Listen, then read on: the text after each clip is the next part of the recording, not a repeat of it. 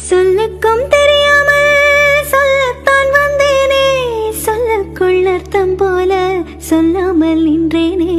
சொல்லுக்கும் அர்த்தத்துக்கும் தூரங்கள் கிடையாது, சொல்லாத காதல் எல்லாம் சொர்க்கத்தில் சேராது. எண்ணிக்கை தீர்ந்தாலும் முத்தங்கள் தீராது, எண்ணிக்கை பார்த்தாலே முத்தங்கள் ஆகாது. அனுபவமோ.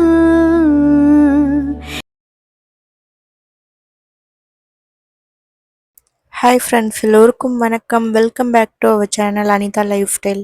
இன்றைக்கி ஹஸ்பண்ட் மார்னிங்கே மட்டன் வாங்கிட்டு வந்துட்டாங்க. அதை வச்சு மட்டன் பிரியாணி தான் ரெடி பண்ணிகிட்டு இருக்கேன்.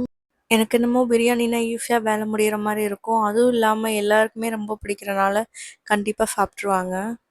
பிரியாணிலே நிறையா வெரைட்டி இருக்கும் இல்லையா? தொன்னை பிரியாணி, ஸ்டார் பிரியாணி, தலப்பாக்கட்டி பிரியாணி, இந்த மாதிரி நிறைய வெரைட்டிஸ் இருக்குது. ஆனால் எங்களுக்கு வந்துட்டு எப்பயுமே தலப்பாக்கட்டி பிரியாணி தான் ரொம்ப பிடிக்கும். மோஸ்ட்டாக அதுதான் அதிகமாக செய்வேன்.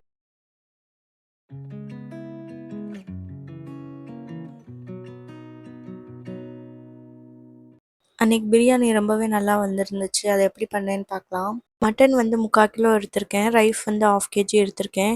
இந்த மாதிரி அளவு எடுத்தால் தான் வந்து டேஸ்ட் ரொம்ப நல்லாயிருக்கும்.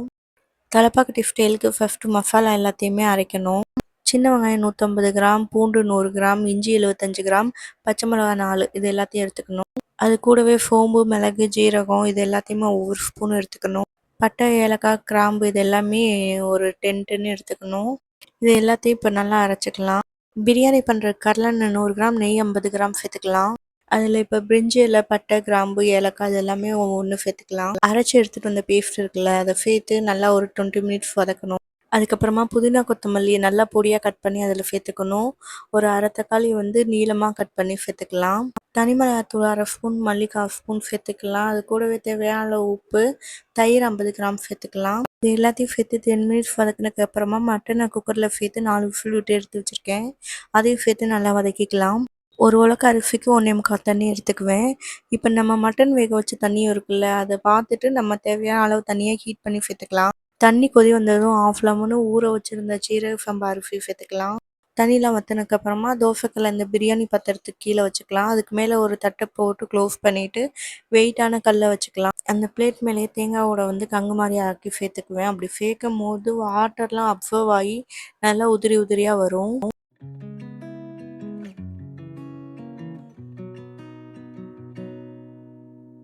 டென் மினிட்ஸ்லேயே ஸ்டவ்வை ஆஃப் பண்ணிவிட்டு ஒரு 1/2 ஹவர் ரெஸ்ட்டு கொடுத்துட்டு அதுக்கப்புறமா ஓப்பன் பண்ணால் சூப்பராக ஃபிட் ஆகி ரெடி ஆயிரும். நல்லா சூப்பராக வந்துருந்துச்சு. ரைஸோட அளவு கம்மி பண்ணிவிட்டு பீஸ் வந்துட்டு கொஞ்சம் அதிகமாக போட்டனால அதோட ஃப்ளேவர் நல்லாவே தெரிஞ்சிச்சு. எனக்கு வந்து பிரியாணி ப்ளெயினாக சாப்பிட தான் பிடிக்கும். பக்கத்தில் தயிர், வெங்காயம், தாளிச்சா அதெல்லாம் எடுத்துக்க மாட்டேன். பிரியாணியோட டேஸ்ட்டே சூப்பராக இருக்கும்.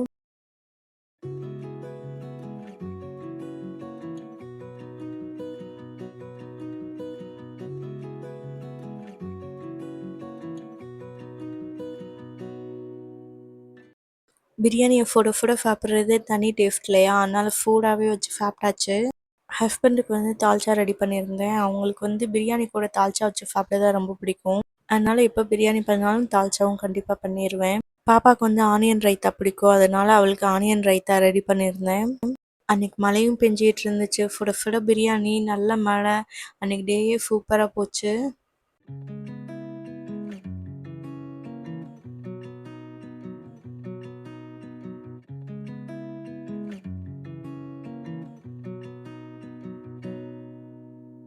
அன்றைக்கி கருப்புளுந்த ஊற வச்சுருந்ததை வந்து வறுக்க ஆரம்பித்தாச்சு.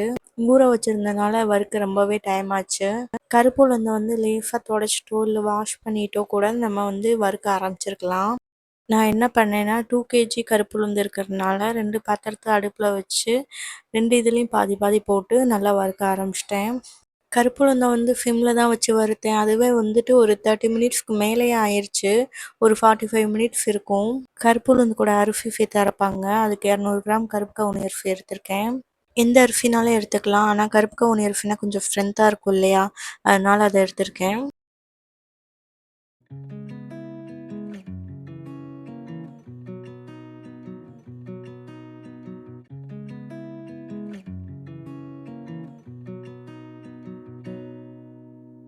கருப்பு கவுனி அரிசி நல்லா வறுத்துட்டு கருப்பு உளுந்து கூடயே சேர்த்துக்கலாம். இது கூடவே ஏலக்காயும் லேசாக வறுத்துட்டு சேர்த்துக்கலாம். இது எல்லாமே நல்லா ஆறுனதுக்கப்புறமா மிஷினில் கொடுத்து பவுடராக அரைச்சி எடுத்துகிட்டு வந்துக்கலாம். இதில் வந்து கருப்பட்டி நல்லெண்ணெய்லாம் சேர்த்து களியும் லட்டும் பண்ணுவேன். அது மட்டும் இல்லை, கஞ்சியும் காய்ச்சிக்கலாம்னு நல்லாயிருக்கும்.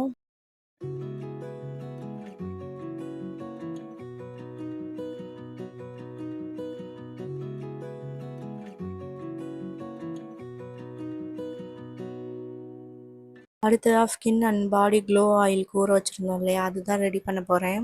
ஊற வச்சுருந்ததை எடுத்து அடுப்பில் வச்சு ஃபிம்லேயே வச்சு கொதிக்க விடணும். ஒரு 10 மினிட்ஸ் கொதிச்சா போதும் ஃபிம்லேயே. அதுக்கப்புறமா இதை இறக்கி ஆற வச்சு பாட்டிலில் மாற்றிக்கலாம்.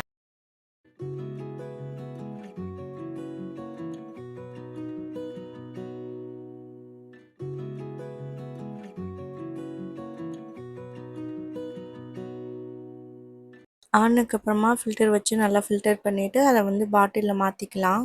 கலரே நல்லா சூப்பராக வந்திருக்கு பாருங்கள். இது நல்லா ரிசல்ட் கொடுக்கும். சீரம் மாதிரி தான் அப்ளை பண்ணணும். அப்ளை பண்ண இடத்துல ஆயில் பிஃபே தெரியாது. நல்லா ஷைனிங்காக இருக்கும்.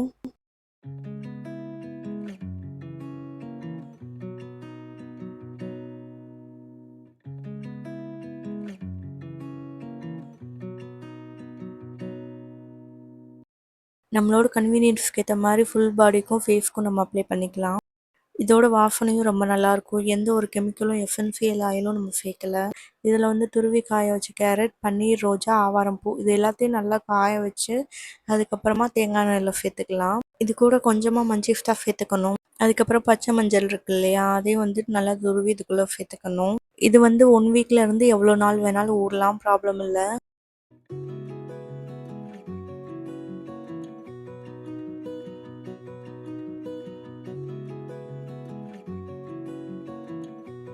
நல்லா ஊறினதுக்கப்புறமா நான் இப்போ வீடியோவில் காட்டினேன் இல்லையா, அதை மாதிரி வந்து ஃபிம்மில் வச்சு கொதிக்க வச்சு நல்லா ஆறுனதுக்கப்புறமா நம்ம வேறு ஒரு பாட்டிலில் மாற்றிக்கலாம். இது எவ்வளோ நாள் ஆனாலும் கெட்டு போகாது, நல்லாயிருக்கும்.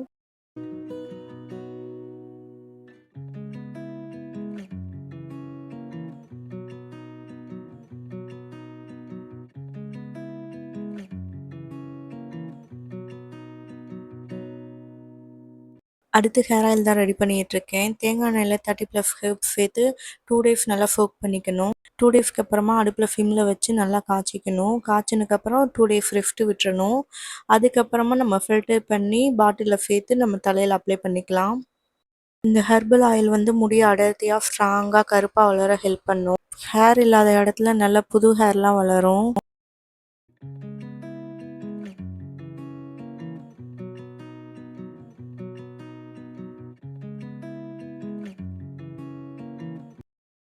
இந்த ஹேர் ஆயிலில் என்னென்ன சேர்த்துருக்கேன்னு சொன்னால் இந்த வீடியோ லென்த்தியாக போகும். அதனால் இன்னொரு வீடியோவில் இந்த ஹேர் ஆயில் ப்ரிப்பரேஷன் எப்படி பண்ணுறதுன்னு ஷேர் பண்ணுறேன்.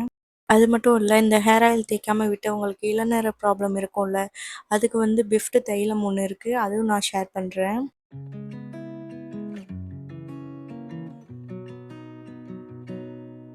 இது வரைக்கும் வீடியோ பார்த்த எல்லாருக்கும் நன்றி. Keep supporting me and thanks for வாட்சிங்.